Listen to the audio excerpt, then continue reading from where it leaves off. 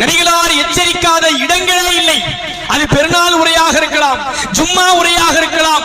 எங்கே நபிகளார் உரை நிகழ்த்தினாலும் இந்த புதுமைகள் குறித்து நபிகளார் எச்சரித்தார்களா இல்லையா?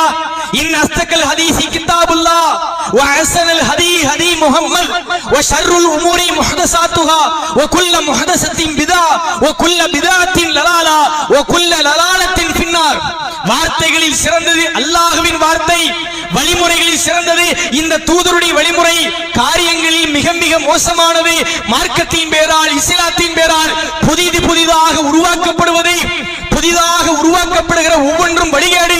ஒவ்வொரு வழிகேடும் உங்களை நரகத்திலே தள்ளும் என்று 23 ஆண்டுகால வாழ்க்கையில் நபிகளார் எச்சரிக்காத எந்த இடங்களும் இல்லை என்று சொன்னால், அந்த எச்சரிக்கைகள் அனைத்தையும் காலிலே போட்டு மிதித்துவிட்டு இந்த சமுதாயம் உருவாக்கி இருக்கிற அனாச்சாரங்கள், பிதஅத்துகள் ஏராளம்.